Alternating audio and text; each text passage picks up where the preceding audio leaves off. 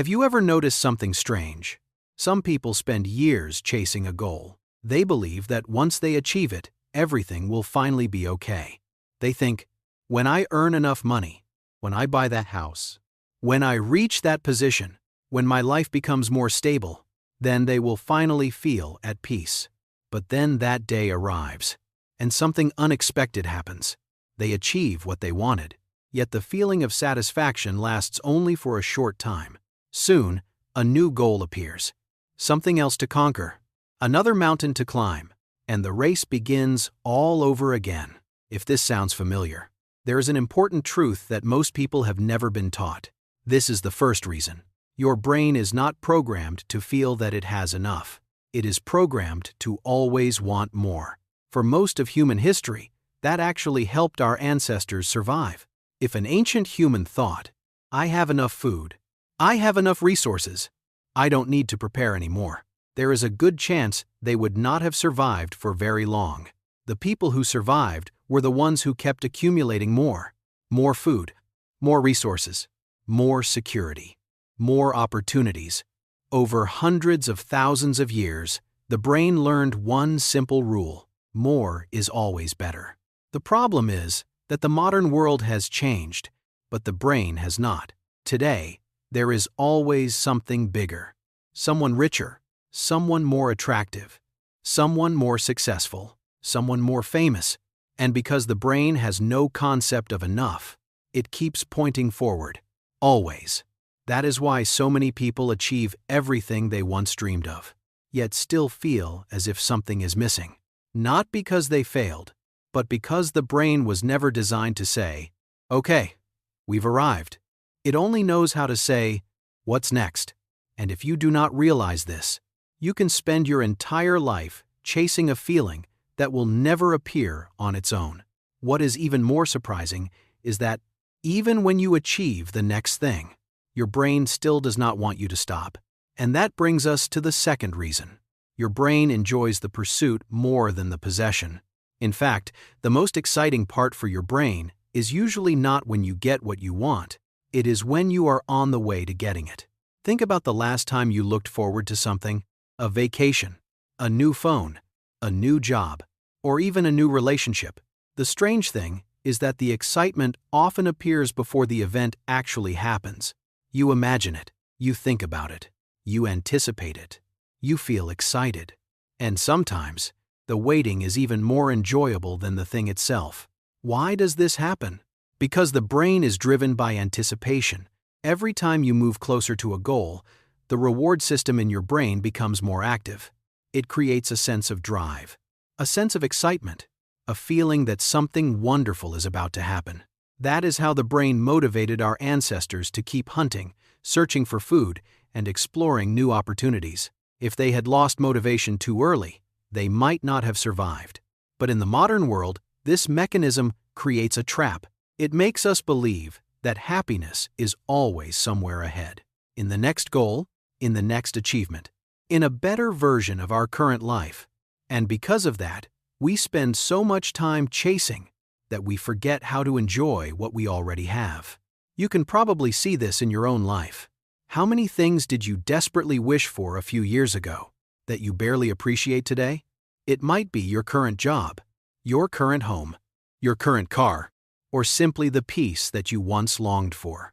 Your brain constantly directs your attention toward what you do not have. It rarely directs your attention toward what you already do have. That is why one of the most important skills for becoming happier is not learning how to chase more. It is learning how to pause long enough to realize some of the things you consider ordinary today were once your greatest dreams. And that changes everything.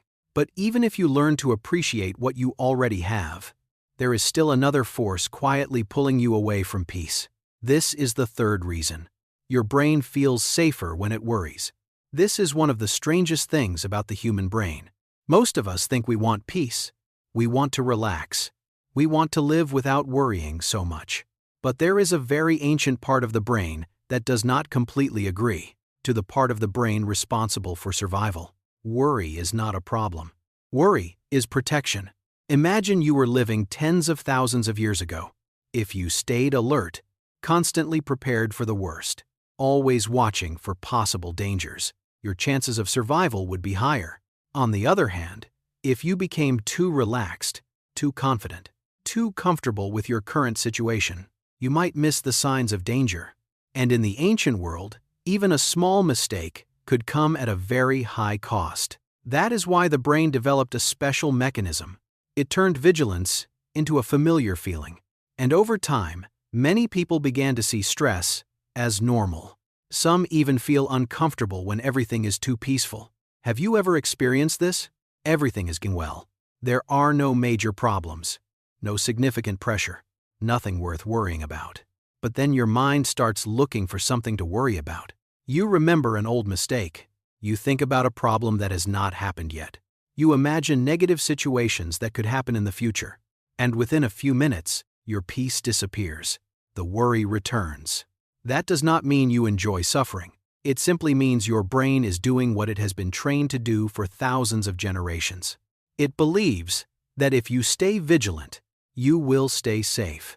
But in the modern world, this mechanism often creates more stress than protection.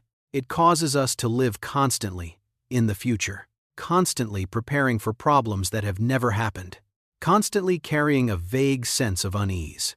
And the saddest part is that, when we are always on guard, it becomes very difficult to enjoy the good things that already exist in front of us.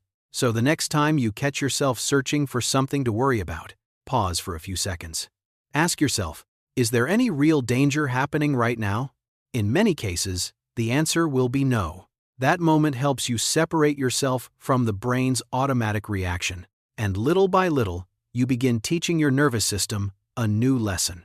That peace is not carelessness, relaxation is not weakness, and safety does not have to come with tension. However, even if you learn to escape this cycle of worry, there is still another powerful mechanism operating every single day. This is the fourth reason. Your brain focuses on the negative more than the positive. There is a question you should probably ask yourself right now. If your brain always wants more, if it enjoys chasing more than possessing, if it feels safer when it worries, then how can a person ever be truly happy? The answer lies in this final reason. And it may be the most important thing you hear in this entire video. Your brain does not only search for new goals, it is also programmed to search for problems, even when your life is going fairly well.